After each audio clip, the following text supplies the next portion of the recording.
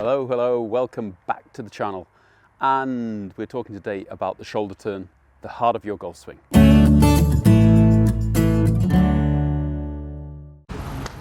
heart of every good golf swing is a good shoulder turn. And I think turning your shoulder is something that everybody knows you've got to do, but not everybody is quite sure of how they should be doing it, especially in the follow-through as the golf swing becomes quicker and more complicated to coordinate. A lot of times people are losing the angle of the shoulders to the ground as they go through the golf ball. And today I just want to give you some tips about what you should be looking for to get a good shoulder turn in. The very first thing to understand is basically the angle that the shoulders are going to turn at. We want the shoulders turning at the same angle as the shaft has at address. So really the feeling is going to be that the shoulders are going to be pulling the arms, hands, and then the club around them, almost as if the shoulders are basically creating this central wheel. Your left shoulder coming down and then your right shoulder coming down more or less where the left shoulder was. This is a very difficult thing to pull off though in a dynamic movement, and it can start with your address position. If you haven't got the right spine angle, then you're never going to get your shoulders into the right angle to start off with. So what you want to be looking for is basically getting your spine at around about 100-degree angle to the shaft. So if you think of that as kind of 90 degrees, I'm going to be around about 100-degree angle with my spine to the shaft. This also means that I'm going to have a different spine angle for every club depending on its length and its lie. So if I have a driver, I'm going to be standing more upright. If I have a wedge, I'm going to be a little bit more bent over the golf ball.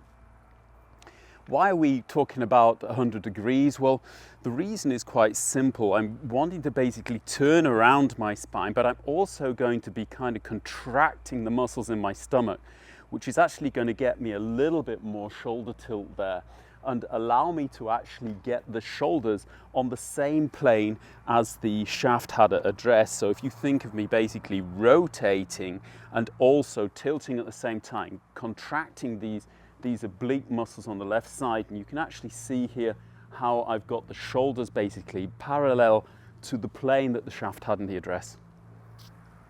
So the backswing is basically all about getting these kind of obliques contracting, getting the chest muscles contracting, the feeling that they're kind of pulling the shoulder down into the center of your stance, while at the same time resisting with your right leg and the right foot, the feeling of basically pressure building on the inside of the right foot to get that left shoulder down.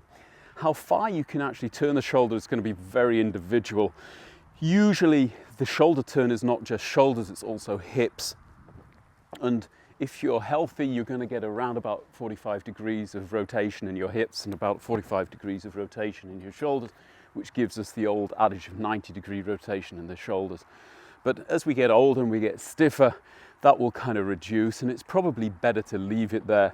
Now, obviously, you could straighten legs, lift heels, and do sundry other movements to actually get a bit more swing in. But the question is that not going to make the whole thing a little bit more complicated to get back to the golf ball correctly?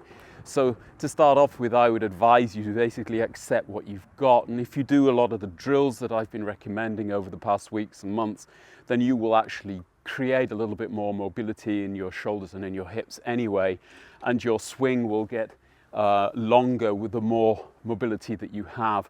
But in the meantime, let's just try and get the shoulder coming down in the angle kind of parallel to the original shaft plane. Get your right leg resisting and therefore stopping an over rotation in the hips, and keep both heels on the ground to start off with.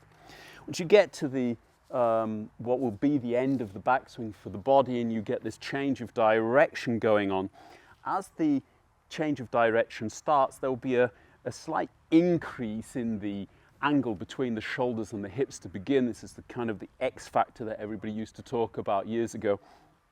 And as that actually happens, then the shoulders start to be pulled around. Now, a lot of people are trying to kind of resist with this right shoulder, scared that it's going to actually move out and therefore cause them to cast the club.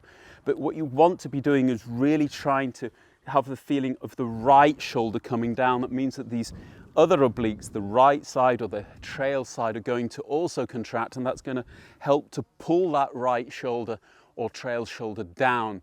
You want to have the feeling really of the trail shoulder going where the lead shoulder was in the backswing, and also the feeling that if you could actually get down there, you should be able to, despite your legs straighting a little, kind of be able to reach down with your trail hand and reach your knee.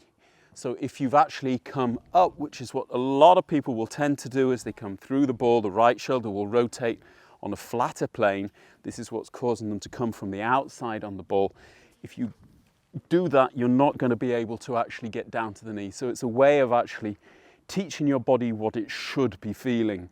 And I think this is really where a lot of the problems actually come. You've got this picture in your head of making a rotation like Rory, and in truth you're probably swaying off the ball and turning your shoulders far too flat in the backswing relative to the original shaft plane. You've got to get that feeling of the crunch in the left hand side, pressure on the inside of the trail foot. Then you've basically got this small breaking of the knees, straightening of the legs and turning of the hips to get the right shoulder or the trail shoulder down. Now, unfortunately, without the help of the hips and the legs, it's going to be very difficult to get the shoulder down in the right plane. So if you're really struggling to get down there, a lot of times it's because you just haven't got any movement in your hips or in your legs. And I've got enough videos up there. If you go onto the channel, you'll find a load on how to turn your hips, what the hips should be doing and what the legs should be doing to help the hip turn. So go and have a look at those. I'll leave links below. Altogether, what we're looking for is the left shoulder being pulled down, allowing the lower body to start the downswing, and then following with the shoulders and getting this right shoulder down where the left shoulder used to be.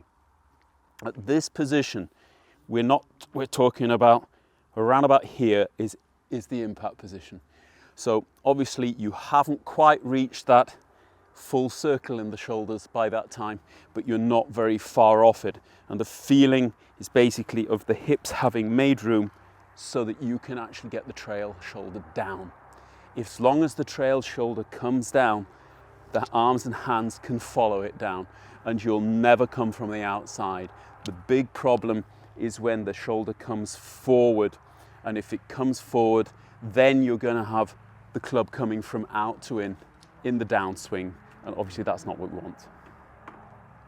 I hope this clears up any misunderstandings you've had about the shoulder turn. Get out there and practice it on the range. As ever, if it's helped you this video, please hit the like button. If you haven't subscribed to the channel yet, please do that, and I'll be back very shortly with a new video. See you all then. Bye-bye.